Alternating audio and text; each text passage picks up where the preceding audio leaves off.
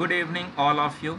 आप सभी को बीटा कॉम्पिटिटिव क्लासेज के यूट्यूब चैनल पे मैं स्वागत करता हूं।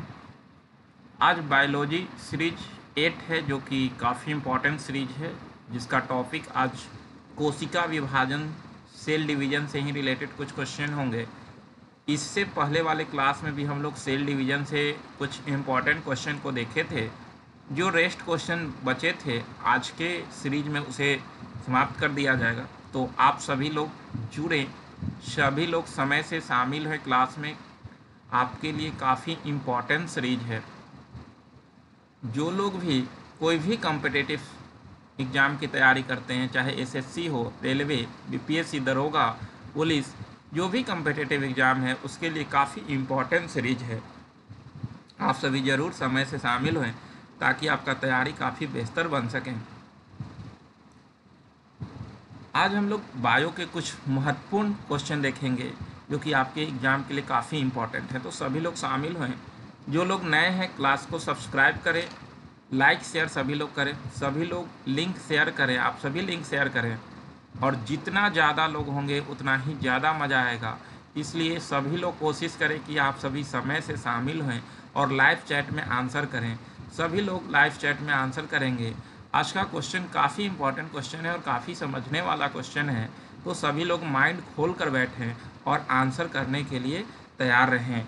तो क्वेश्चन नंबर 1 है आज का कि लिंगी जनन करने वाले जीवों में कोशिका विभाजन होता है। यानी कि लिंगी जनन, सेक्सुअल रिप्रोडक्शन करने वाले जीवों में एक सेल डिवीजन जो होता है वो कौन सा डिवीजन होता है। 1 नंबर है सूत्री, सेकेंड है समसूत्री, तीसरा है अर्धसूत्री और चौथा है इनमें से कोई नहीं। तो इसका आंसर करें आप सभी लोग कि लिंगी जनन यानी कि सेक्सुअल रिप्रोडक्शन करने वाले जीवों में कोशिका विभाजन जो होता है वो कौन सा विभाजन होता है। तो इसका आंसर आप सभी लोग करें, सभी लोग आंसर करें।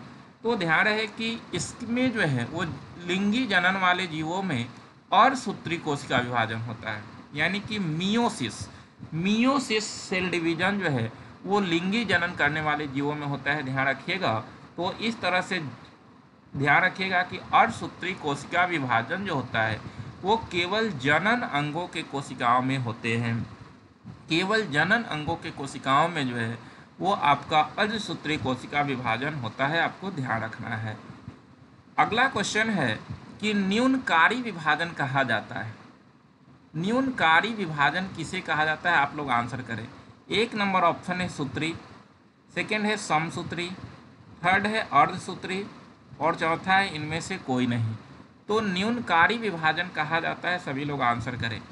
न्यूनकारी विभाजन कहा जाता है। तो ध्यान रहे आप सभी को कि न्यूनकारी विभाजन जो है वो अर्धसूत्री कोशिका विभाजन को ही कहा जाता है। अर्धसूत्री कोशिका विभाजन को ही न्यूनकारी कोशिका विभाजन कहा जाता है। ध्यान रखिएगा। इसमें क्या होता है कि जो है गुणसूत्र जो 2n होता है उससे विभाजित होकर n में बदल जाता है। यानी कि गुणसूत्र जो है वो 2n होता है अगर, तो इसमें जो डिवीजन होता है उसमें क्या होता है कि बदलने के फलस्वरूप जो है ये n में बदल जाता है। यानी कि 2n से n हो जाता है। तो ये घटता है, यानी कि न्यूनकारी विभाजन होता है, रिडक्शन डिवीजन होता है। तो ध्यान रखेंगे कि अर्धसूत्री कोशिका विभाजन में न्यूनकारी विभाजन होता है, यानी कि रिडक्शन डिवीजन होता है। आपको ध्यान रखना है। क्वेश्चन नंबर 3 है कि अर्धसूत्री कोशिका विभाजन कितने चरण में संपन्न होती है। अर्धसूत्री कोशिका विभाजन जो है वो कितने चरण में संपन्न होती है। 1 नंबर ऑप्शन है 2, थर्ड है 5, फोर्थ है 7 और नेक्स्ट है इनमें से कोई नहीं। सभी लोग इसका आंसर करें कि अर्धसूत्री कोशिका विभाजन कितने चरण में संपन्न होती है। सभी लोग आंसर करें, सभी लोग आंसर करें। जितने लोग लाइव चैट में जुड़े हैं आप सभी लोग आंसर करें। काफ़ी इम्पोर्टेंट सीरीज है। सभी लोग समय से जुड़े, कोशिश करें कि आप सभी डेली समय से जुड़ें और अंत तक बने रहें। आपके लिए काफ़ी फ़ायदा रहेगा। आप काफ़ी क्वेश्चन जान सकते हैं और इस तरह से आप एग्ज़ाम में बेहतर कर सकते हैं। इसलिए आप सभी ज़रूर समय से जुड़े। तो ध्यान रहे कि अर्धसूत्री कोशिका विभाजन जो है वो 2 चरण के 4 अवस्था में होती है। 2 चरण इसमें होता है, एक अर्धसूत्री फर्स्ट होता है और सेकंड अर्धसूत्री सेकंड होता है, और दोनों के 4 अवस्थाएं होते हैं, ध्यान रखिएगा, जिसमें पूर्वावस्था 1, मध्यावस्था 1, पश्चावस्था 1 और अंत्यावस्था 1, जिसे हम कह सकते हैं prophase first, metaphase first, anaphase first और टेलोफेज फर्स्ट। तो इस तरह से जो है आपका इसका द्वितीय चरण का भी जो है वो prophase second, metaphase second, anaphase second और टेलोफेज सेकेंड होते हैं। तो ध्यान रखना है कि अर्धसूत्री कोशिका विभाजन जो होता है वो 2 चरण के 4 अवस्था में होती है, आपको ध्यान रखना है। जबकि हम लोग देखे थे समसूत्री कोशिका विभाजन में कि वहाँ पर जो है वो विभाजन 5 अवस्थाओं में हो रहा था, और यहाँ पर 2 चरण के 4 अवस्थाओं में होती है। तो इस प्रकार ये दोनों पॉइंट को आप ध्यान रखेंगे। क्वेश्चन नंबर 4 है कि समसूत्री कोशिका विभाजन कितने चरण में संपन्न होते हैं। तो समसूत्री कोशिका विभाजन कितने चरण में संपन्न होते हैं, आंसर कीजिए सभी लोग। कितने चरण में समसूत्री कोशिका विभाजन संपन्न होती है, आप लोग आंसर करें, सभी लोग आंसर करें कि समसूत्री कोशिका विभाजन जो है वो कितने चरण में संपन्न होती है, सभी लोग आंसर करें। 1 नंबर ऑप्शन है 2, सेकेंड है 5, थर्ड है 7 और फोर्थ है 1। तो समसूत्री कोशिका विभाजन कितने चरण में संपन्न होती है, सभी लोग आंसर करें, सभी लोग आंसर करें। तो ध्यान रहे कि समसूत्री कोशिका विभाजन 1 चरण में संपन्न होती है और अर्धसूत्री कोशिका विभाजन 2 चरण में संपन्न होती है। इसमें 1 चरण होते हैं और इसी 1 चरण के 5 अवस्था होती है, जबकि अर्धसूत्री कोशिका विभाजन में 2 चरण होती है और दोनों चरण की 4 अवस्थाएं होती है। आपको इस तरह से दोनों क्वेश्चन को ध्यान रखना है।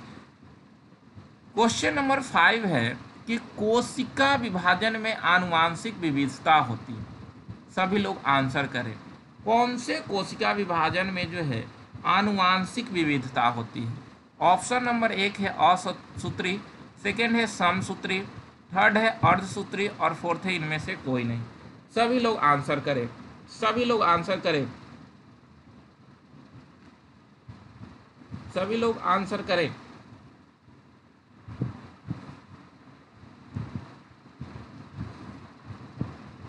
तो ध्यान रहे कि कोशिका विभाजन में आनुवांशिक विविधता बना रहता है, कौन से डिवीजन में।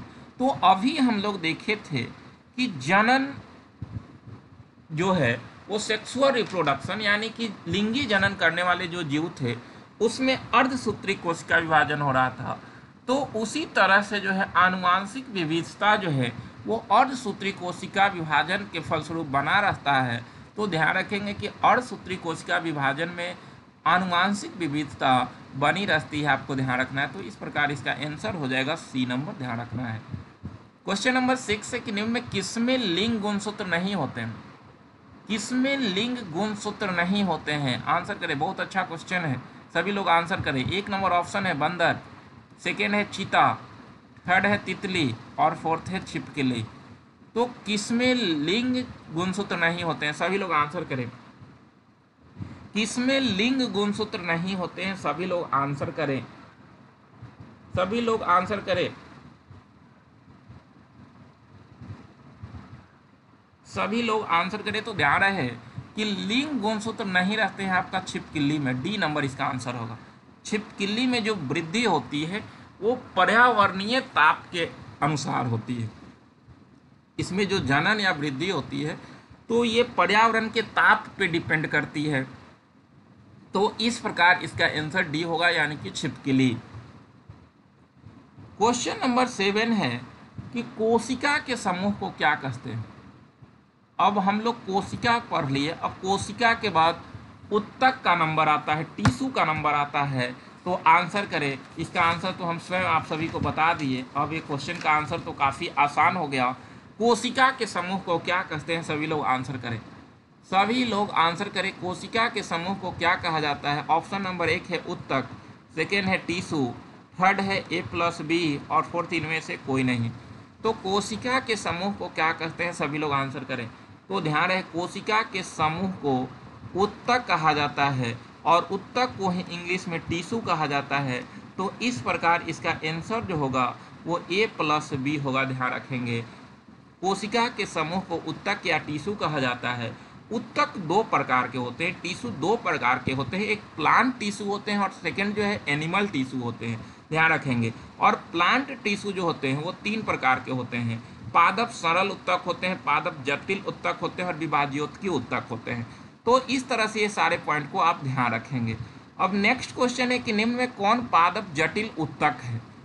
अब इसका आंसर करें। अभी हम बताएं कि जो पादप उत्तक जो होते हैं वो 3 प्रकार के होते हैं, पादप सरल, पादप जटिल और पादप विभाज्योतकी। तो सरल जो होते हैं जो कि एक प्रकार के कोशिकाओं से निर्मित होते हैं, और जो जटिल होते हैं वो एक से अधिक कोशिकाओं से मिलकर बनते हैं। तो इसमें आपको आंसर करना है कि कौन जो है वो पादप जटिल उत्तक है। इसका आंसर आप सभी लोग करें। इसमें से कौन जो है पादप जटिल उत्तक है, सभी लोग आंसर करें। ऑप्शन नंबर 1 है आपका जाइलम, सेकेंड है फ्लोएम, थर्ड है A+B और नेक्स्ट है इनमें से कोई नहीं। तो निम्न में कौन पादप जटिल उत्तक है। तो ध्यान रखेंगे कि आपका जाइलम और फ्लोएम ये दोनों पादप जटिल उत्तक के भाग हैं। पादप जटिल उत्तक के मुख्य रूप से 2 भाग होते हैं, एक जाइलम होते हैं और एक फ्लोएम होते हैं, और ये कई प्रकार के कोशिकाओं से यानी कि एक से अधिक प्रकार की कोशिका से मिलकर बना है जाइलम और फ्लोएम। तो ध्यान रखेंगे कि पादप जटिल उत्तक जाइलम और फ्लोएम है, आपको ध्यान रखना है। तो कैसा लग रहा है आप सभी को ये सारा क्वेश्चन? काफ़ी आसान लग रहा होगा। जो लोग पढ़े होंगे, जो लोग सब्जेक्टिव क्लास किए होंगे, उन लोगों को काफ़ी आसान ये सारा क्वेश्चन लग रहा होगा, और जो लोग नहीं पढ़े होंगे उनको थोड़ा टफ लगेगा। इसलिए मैं बार बार बोलता हूँ कि आप सभी सब्जेक्टिव पढ़ें और ऑब्जेक्टिव के तौर पर इसे टेस्ट के तौर पर लगाएं। देखिएगा काफ़ी अच्छा लगेगा, आप सभी को पढ़ने में मज़ा आएगा। और जब तक पढ़ने में मज़ा नहीं आया तब तक जो है वो आप कुछ भी नहीं कर सकते हैं। तो इस तरह से जो है आपको सफल होना है तो मज़ा के साथ पढ़ाई करना है। और सक्सेस आपसे जो है 6 चीज़ मांगती है, ध्यान रखिएगा। सफलता जो कहते हैं हम लोग कि सफलता तो बहुत आसान है, अगर चाह लेंगे तो बिल्कुल मिल जाएगा, तो बिल्कुल आपको मिलेगा। लेकिन सक्सेस जो वर्ड है ये आपसे 6 चीज़ मांगती है। पहला है मेहनत, यानी कि आपको हार्ड वर्क करना पड़ेगा, तो पहला मेहनत है। सेकंड है बलिदान, आपको बलिदान देना होगा। अब बलिदान मतलब कि आपको समय का बलिदान देना होगा। आप समय देखेंगे, आपको बहुत कुछ रिश्ते भी कुछ छोड़ना पड़ेगा, आप हर चीज़ से साइड होकर अपने ऊपर ध्यान देना होगा, यानी कि कुछ बलिदान भी जरूरी है। तो पहला मेहनत, सेकंड बलिदान। थर्ड है संघर्ष, आपको संघर्ष करना पड़ेगा, बिना संघर्ष की जीत नहीं है। और फोर्थ है जुनून, जुनून होना चाहिए। अब जो है वो पढ़ने का मन ही नहीं कर रहा है तो फिर कोई प्रॉफिट नहीं है। आपको जुनून के साथ पढ़ाई करना होगा। आप अगर ज़बरदस्ती यूट्यूब पर आकर मेरा क्लास देखते होंगे तो ये जुनून नहीं है, ये तो आप में डर है कि जो है आप देख रहे हैं, तो इस तरह से आपको फ़ायदा नहीं होगा। तो जुनून होना चाहिए। और 5वां है सब्र, आपको सब्र करना पड़ेगा। ये नहीं कि तुरंत हमें सफलता मिल जाए, ऐसा नहीं होता है, कभी कभी आपको सब्र करना पड़ेगा। और लास्ट है विश्वास, विश्वास सबसे बड़ी चीज़ है, आपको विश्वास अपने ऊपर रखना है तभी हासिल कर सकते हैं। तो ये 6 चीज़ है, ध्यान रखेंगे। मेहनत, बलिदान, संघर्ष, जुनून, सब्र और विश्वास। ये 6 चीज़ किसी भी कार्य में एक्सपर्ट बनने का एकमात्र तरीका है। और इसके साथ साथ जो है वो हर दिन प्रैक्टिस करना होगा, आपको हर दिन आपको प्रैक्टिस करना होगा। इसलिए मैं कहता हूँ कि आप सभी अगर तैयारी करते हैं तो तैयारी के साथ साथ प्रैक्टिस नेसेसरी है, आपको प्रैक्टिस करना पड़ेगा। क्योंकि देखते हैं कि जो क्रिकेटर जो है अगर ग्राउंड में बिना प्रैक्टिस के जाता है तो 0 पर आउट होकर चला आता है, और जो ज़बरदस्त प्रैक्टिस के साथ जाता है वो सेंचुरी लगा कर आता है। तो उसी तरह से आप सभी को कहते हैं घर में ना बैठें, आप आएँ और ऑफलाइन ऑनलाइन सभी तरह से प्रैक्टिस करें पढ़ाई के साथ साथ, देखिएगा आप सफल होंगे, मुझे पूरा विश्वास। तो ये सारी चीज़ों को आप पालन करें, देखिएगा आप जो है वो सफल हो जाएंगे। आपको कोई नहीं रोक सकता, क्योंकि ये तो आपके ऊपर डिपेंड है, आप चाहेंगे तो बिल्कुल कर सकते हैं। आइए क्वेश्चन नंबर 9 देखते हैं। जाइलम निम्न में से कौन से कोशिका से मिलकर नहीं बना है। अभी हम बोले आपसे कि जो है जाइलम जो है वो पादप जटिल उत्तक है, तो जटिल ऊतक है तो जाइलम 4 तरह के कोशिकाओं से मिलकर बने हैं, तो उसमें कौन से कोशिका नहीं है आपको आंसर करना है। 1 नंबर ऑप्शन है जाइलम तंतु, सेकेंड है जाइलम मृद ऊतक, थर्ड है वाहिका, फोर्थ है वाहिनिका और नेक्स्ट है सहकोशाय। सभी लोग आंसर करें कि कौन से कोशिका से मिलकर नहीं बना है आपको जाइलम। 4 तरह की कोशिकाओं से मिलकर बना है और इसमें 5 है, तो आपको एक ऑप्शन को निकालना है इसमें से। तो ध्यान रखेंगे सहकोशाय इसमें नहीं होगा। बाकी के ये 4 है जाइलम तंतु, जाइलम मृद ऊतक, वाहिका और वाहिनिका। ये 4 प्रकार के कोशिकाओं से मिलकर जाइलम ऊतक बनता है। ध्यान रखेंगे क्योंकि जाइलम ऊतक एक जटिल ऊतक है, आपको ध्यान रखना है। ये क्वेश्चन काफ़ी बार एग्जाम में पूछा है कि निम्न में से कौन जो है जाइलम का कोशिका है, तो आपको ध्यान रखना है 4 प्रकार की कोशिकाओं से मिलकर जाइलम ऊतक का निर्माण होता है, ध्यान रखना है। क्वेश्चन नंबर 10 है कि फ्लोएम निम्न में से कौन से कोशिका से मिलकर नहीं बना है, इसका आंसर करें। कौन से कोशिका से मिलकर फ्लोएम नहीं बना है। यहाँ पर ऑप्शन है चालनी नलिकाएं, नेक्स्ट है फ्लोएम मृद ऊतक, नेक्स्ट है वाहिका, नेक्स्ट है फ्लोएम तंतु और नेक्स्ट है सहकोशाय। तो इसका आंसर करें सभी लोग आंसर करें कि कौन से कोशिका से मिलकर नहीं बना है। तो ध्यान रहे इसका आंसर हो जाएगा वाहिका। वाहिका और वाहिनिका जाइलम ऊतक में की कोशिका है और बाकी के ये सब जो हैं वो आपका फ्लोएम का कोशिका है। तो आप ध्यान रखेंगे ये वाहिका के छोड़कर जो भी 4 तरह की कोशिकाएं हैं इसी से मिलकर फ्लोएम ऊतक का निर्माण होता है, आपको ध्यान रखना है। क्वेश्चन नंबर 11 है कि फ्लोएम मुख्य रूप से किसको कहते हैं। फ्लोएम कौन होता है, आप लोग आंसर करें। सभी लोग आंसर करें कि फ्लोएम क्या है। क्या पेड़ की छाल को फ्लोएम कहते हैं, लकड़ी को कहते हैं, या दोनों को कहते हैं, या इनमें से कोई नहीं। सभी लोग आंसर करें, सभी लोग आंसर करें। फ्लोएम मुख्य रूप से कौन से क्या होते हैं, सभी लोग इसका आंसर करें।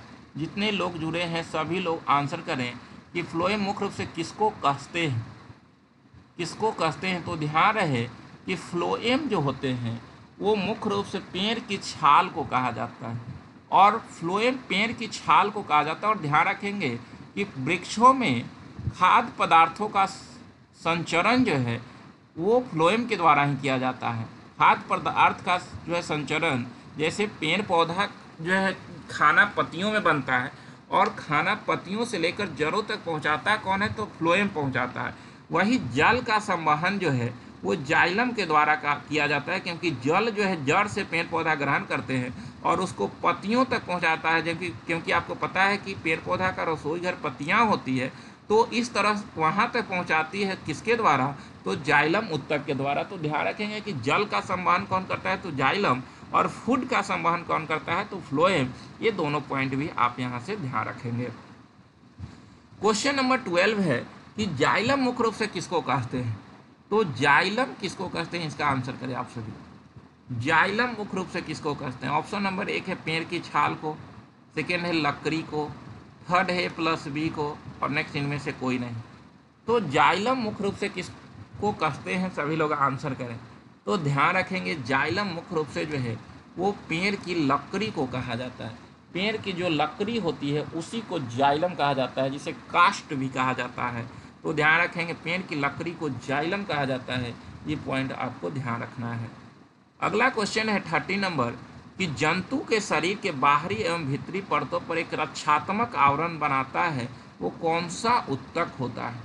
आंसर करें सभी लोग, सभी लोग आंसर करें कि जंतु के शरीर के बाहरी एवं भीतरी परतों पर रक्षात्मक आवरण बनाता है वह कौन सा ऊतक है। ऑप्शन नंबर 1 है एपिथेलियम ऊतक, सेकेंड है संयोजी ऊतक, नेक्स्ट है पेशी ऊतक और नेक्स्ट है इनमें से कोई नहीं।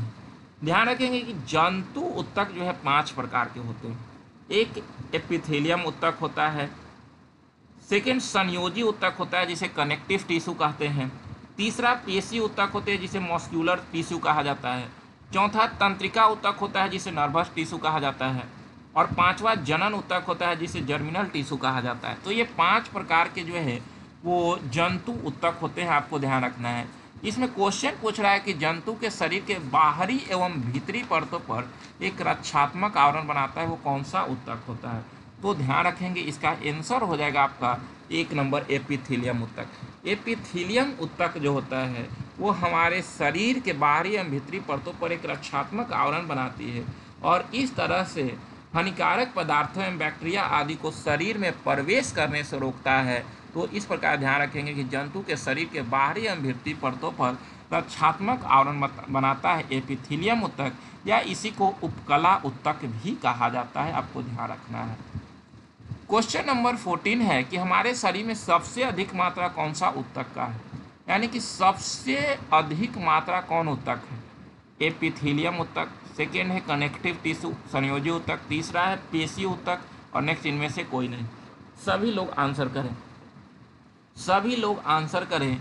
एपिथेलियम ऊतक, कनेक्टिव टिश्यू, पेशी ऊतक, मस्कुलर टिश्यू और इनमें से कोई नहीं। तो हमारे शरीर में सबसे अधिक ऊतक कौन है? तो ध्यान रखेंगे ये संयोजी ऊतक। संयोजी ऊतक एक अंग को दूसरे अंग से एवं एक ऊतक को दूसरे ऊतक से ऐड करती है और यह सबसे अधिक मात्रा है। कुल ऊतक का जो है अगर देखा जाए तो 30% आपका संयोजी ऊतक ही होता है।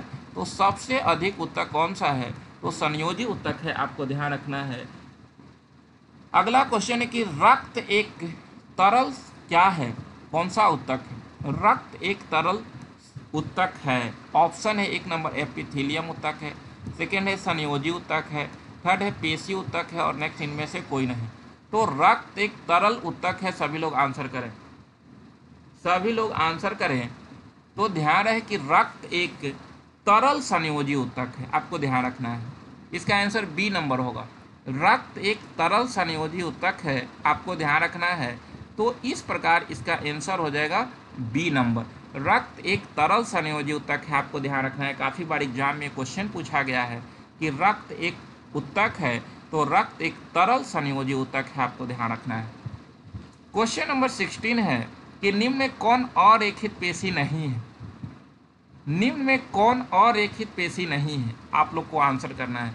ध्यान रहे, पेशी ऊतक 3 प्रकार के होते हैं, अरेखित, रेखित और हृद पेशी। अरेखित पेशी जो होते हैं वो अनैच्छिक पेशी होते हैं, यानी कि हमारे इच्छा के अनुसार नहीं वर्क करती है। दूसरा जो रेखित होती है उसे ऐच्छिक पेशी कहा जाता है, क्योंकि वह हमारे इच्छा के अनुसार चलता है। और तीसरा होता है हृद पेशी, जो रेखित होते हुए भी जो है वो अनैच्छिक होता है। आपको ध्यान रखना है, रेखित होते हुए भी अनैच्छिक होता है। अगर हम बात करें तो रेखित पेशी जो होते हैं उसमें एक्टिन, प्रोटीन एवं मायोसिन की रेखाएं बनी होती है, इसलिए उसे रेखित पेशी कहा जाता है। और हृद पेशी जो होते हैं वो रेखित होते हुए भी अनैच्छिक होती है, क्योंकि वो हमारे इच्छा के अनुसार नहीं चलते हैं। तो यहाँ पे कह रहा है कि अरेखित पेशी नहीं है। आप लोग को आंसर करना है।